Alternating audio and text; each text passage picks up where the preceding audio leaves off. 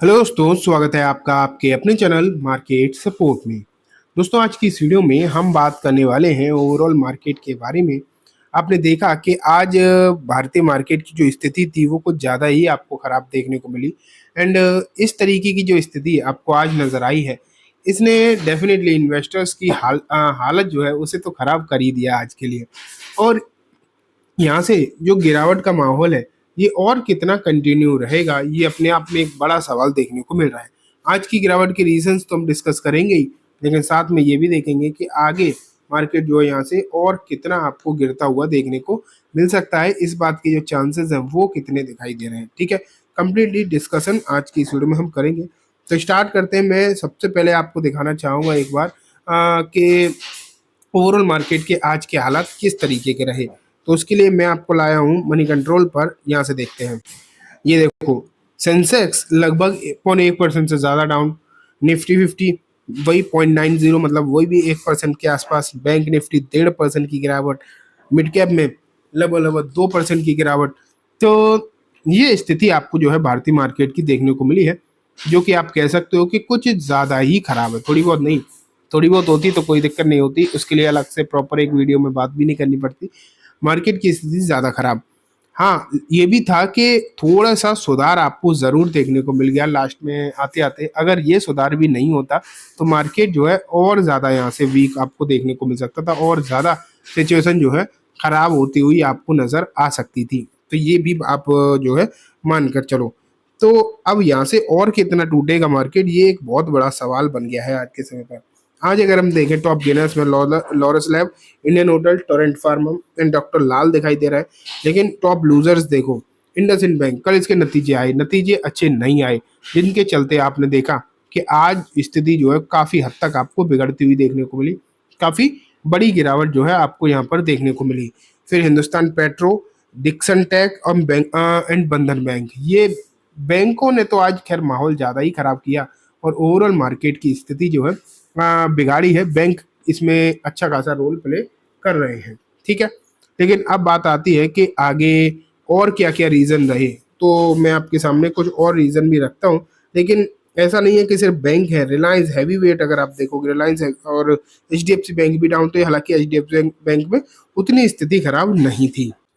ये देखो, एक न्यूज़ मैं आपके सामने रख रहा हूँ एंड देखते हैं कि इस न्यूज़ में जो है इस पर्टिकुलर मार्केट के बारे में क्या लिखा गया है। ये भी यहीं पर वही लिखा है कि मार्केट की स्थिति तो बिगड़ी है, लेकिन इसके पीछे रीज़न क्या हो सकते हैं, क्यों आखिरकार इस तरीके की गिरावट रही है। तो उसके पीछे कुछ रीज़न यहाँ पर डिस्कस करे गए हैं। तो सबसे पहले तो आप वही देख पा रहे हैं कि हैवी फॉरेन कैपिटल आउटफ्लो, मतलब जो फॉरेन पोर्टफोलियो इन्वेस्टर हैं, एफआईआईज हैं, एफपीआईज हैं, वो एक भारी भरकम गिरावट जो है आपको यहाँ पर करते हुए देखने को मिल रहे हैं। ये बात यहाँ भी निकल कर आ रही है कि एक हैवी गिरावट जो है एफपीआई एंड एफआईआईज की तरफ से निकल कर आ रही है। अगर देखा जाए, experts sees aggressive selling by foreign portfolio investor as the primary reason behind the market crash. Data shows API sold Indian equity worth of 98,000 crore in अक्टूबर। सिर्फ अक्टूबर में उन्होंने 98,000 करोड़ का इक्विटी जो है बेची है, भारतीय इक्विटीज, ठीक है। तो ये भी आप देख पा रहे हैं। लेकिन जो दूसरा रीजन यहाँ पर डिस्कस किया गया है वो दोस्तों वीक Q2 अर्निंग। अभी नंबर्स तो देख ही रहे हैं, आपके अलग अलग कंपनीज के नंबर्स तो आ ही रहे, सीजन चल रहा है रिजल्ट का।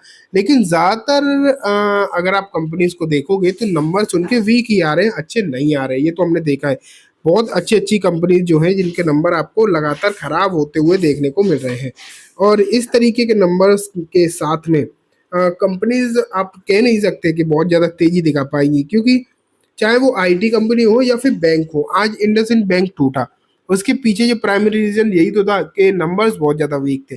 नंबर्स में लगभग 39% की गिरावट थी प्रॉफिट में, और इस तरीके की प्रॉफिट में फॉल देखने को मिलेगा तो आप खुद ही सोच लो उसमें क्या ही आपको तेज़ी देखने को मिल पाएगी। तो वो सिचुएशन यहाँ पर नज़र आ रही है, और नंबर्स में जो गिरावट है ये एक मेजर रीज़न बना हुआ है मार्केट की गिरावट का, ठीक है। आगे बढ़ते हैं। अब यहाँ देखो, तीसरा जो रीजन दिखाई दे रहा है वो है दोस्तों यूएस का इलेक्शन। अगर आप यूएस का इलेक्शन देखोगे तो कमला हैरिस एंड पूर्व उनके राष्ट्रपति वही है राष्ट्रपति के लाइन में। एंड कहा यह जा रहा है कि अगर यहाँ पर डोनाल्ड ट्रंप जीतते हैं तो ये मार्केट के लिए अच्छा रहेगा, कमला हैरिस जीतती हैं तो मार्केट के लिए थोड़ी सी वीकनेस बन सकती है। लेकिन अभी जो स्थिति दिखाई दे भी रही है उनमें आप अगर देखेंगे तो कमला हैरिस का पलड़ा जो है थोड़ा सा आपको भारी पड़ता हुआ देखने को मिल रहा है। जहाँ जब जब इस तरीके की चीज़ें सामने निकल कर आती हैं, जब भी वहाँ कोई सर्वे वगैरह देखने को मिलते हैं तो कमला हैरिस थोड़ी सी भारी पड़ती हुई दिखाई दे रही है। एंड ये जो रीज़न है ये भी एक मार्केट के लिए वीकनेस का कारण लगातार तो बन ही रहा है, ये हम सब देख रहे हैं। इसके बाद जो चौथा रीज़न अगर आप यहाँ पर देखोगे जो लिखा जा रहा है वो है दोस्तों जियो पॉलिटिकल फैक्टर।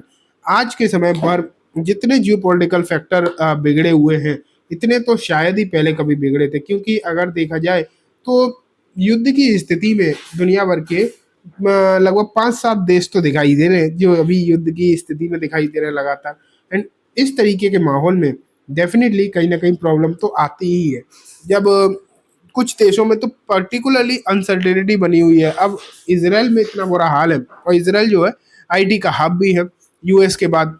तो जब इस तरीके की स्थिति बिगड़ेगी अलग अलग कंट्रीज में तो उसका कहीं ना कहीं इम्पैक्ट जो है, आप मान के चलो कहीं ना कहीं इम्पैक्ट तो स्टॉक मार्केट पर पड़ेगा ही। अगर यहाँ जो लास्ट ऑप्शन अगर आप देखोगे जिन्होंने लिखा है valuation still at uncomfortable level, तो वैल्यूएशन की अब बात हो रही है कि इतनी गिरावट के बाद भी जो स्टॉक्स की वैल्यूएशन आप देख रहे हैं वो अभी भी अनकंफर्टेबल लेवल्स पर आपको जो है देखने को मिल रही है। ये कहा जा रहा है कि अभी वैल्यूएशन थोड़ी सी महंगे स्तर पर ही देखने को मिल रही है। तो ये एक और वजह आप मान के चल सकते हैं जो कि बनी हुई है मार्केट के लिए, जो कि मार्केट को थोड़ा सा परेशान कहीं ना कहीं कर ही रही है। तो दोस्तों रीजंस तो हमने काफ़ी सारे डिस्कस कर लिए, अब बात आती है कि इन्वेस्टर करें क्या। अब वो इस रिपोर्ट से छोड़ो, मैं आपको खुद ही बता देता हूँ कि इन्वेस्टर्स को अभी भी स्टॉक स्पेसिफिक खरीदारी में बहुत ज़्यादा सोचने की ज़रूरत है। मतलब अभी बिल्कुल भी जल्दबाजी स्टॉक स्पेसिफिक खरीदारी के लिए तो आपको करनी ही नहीं है, ये तो आप पक्की बात मान के चलिए, ठीक है। और अगर आप चाहें तो धीरे धीरे करके इंडेक्स बेसिस पर खरीदारी यहाँ पर करके चल सकते हैं, लेकिन इंडेक्स बेसिस पर ही होनी चाहिए। अगर आप यहाँ खरीदारी करना चाहते हैं स्टॉक स्पेसिफिक भी, तो भी बहुत ज़्यादा सोच समझ के करें। एंड अगर आपको स्टॉक खरीदते हो तो बहुत ज़्यादा मतलब अपने स्टॉप लॉसेस का आपको जो है ख्याल रखना ही पड़ेगा। स्टॉप लॉसेस का अगर आप ख्याल नहीं रखोगे तो कहीं ना कहीं दिक्कत में आओगे। मार्केट की जो सिचुएशन है ओवरऑल वो अभी भी वीक ही दिखाई दे रही है। मार्केट अभी बहुत ज़्यादा रिबाउंड हुआ नहीं है, इसलिए ये मत सोचो कि अभी सब कुछ बदल गया, ठीक है। तो चलिए दोस्तों आज की इस वीडियो में बस इतना ही। उम्मीद है वीडियो पसंद आई होगी। वीडियो अच्छी लगी हो तो लाइक करना, चैनल को भी जरूर सब्सक्राइब करना, जाते जाते बेल आइकन दबाना, जिससे कि जब भी मैं कोई नई वीडियो डालूँ आपके पास नोटिफिकेशन सबसे पहले आ जाए। दोस्तों वीडियो सिर्फ एजुकेशन इन्फॉर्मेशन पर्पस है, किसी भी तरीके की माइंड से लेकर रिकमेंडेशन के तौर पर ना देखें। Thank you.